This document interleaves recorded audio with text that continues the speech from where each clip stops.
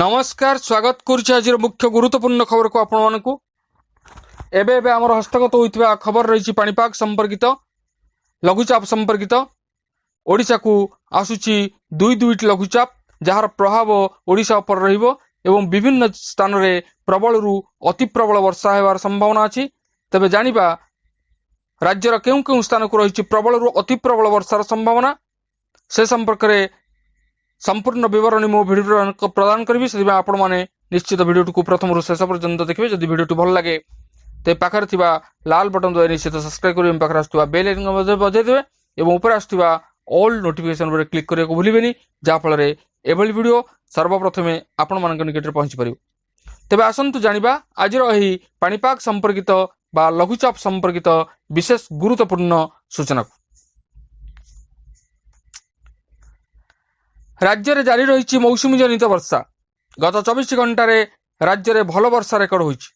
गंजाम जिलार बेलगुंडा सर्वाधिक 83.2 मिलीमीटर वर्षा रेकर्ड होइछि।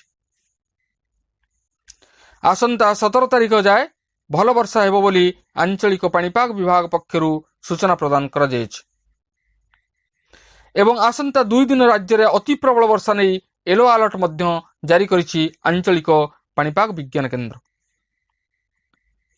पाणीपाग विभाग ताजा सूचना अनुଯାयी एक घूर्णिबलय झाड़खंड तथा पार्श्ववर्ती अंचल में समुद्र पतन 3.1 किलोमीटर उपरे सक्रिय रही अछि।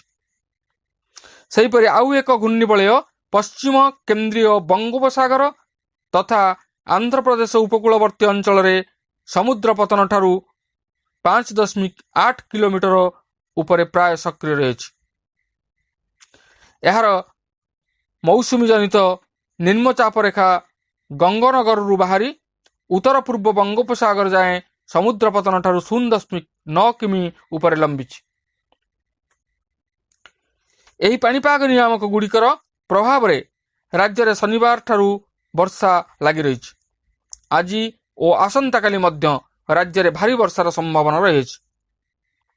आज विशेषकर रायगड़ा कंधमाल कोरापुट मालकानगिरी आदि दक्षिण ओडिशार 4 जिल्ला रे अति प्रबल वर्षा नहीं येलो अलर्ट जारी करिछि आंचलिक पाणीपाग विज्ञान केन्द्र। सेहीपरि सुंदरगढ़ झारसुगुड़ा अनुगुल देवगढ़ संबलपुर केन्दुझर गजपति गंजाम नयागढ़ खोर्धा कलाहांडी नवरंगपुर भद्रक बालेश्वर और मयूरभंज जिले में प्रबल वर्षा नहीं येलो अलर्ट जारी करिछि पाणीपाग विभाग। जून रे पर्यंत राज्य में स्वाभाविक वर्षा प्राय 250 मिलीमीटर हेबा कथा किंतु यह स्वाभाविक ठारू 27% अभावी रही अछि। 17 जिले में अभावी वर्षा स्थिति रेकर्ड होइथिबा बेले 13 जिले में स्थिति सामान्य स्वाभाविक रही अछि। तेबे दर्शक बंधु आमे देखुचे आकाश मेघाच्छन्न रही विभिन्न स्थान में तुहाकु तुहा वर्षा मध्य जारी रही। आसंता काली बाहुड़ा यात्रा होइथिबा बेले प्रबल वर्षा हेबार मध्य संभावना रही। तेबे ए थिला पाणीपाग संपर्कित एक विशेष गुरुत्वपूर्ण सूचना बा लघुचाप संपर्कित एक गुरुत्वपूर्ण सूचना। आज एतिकी पुणी देखा आगामी भिडियो रे रहुछि। धन्यवाद, नमस्कार।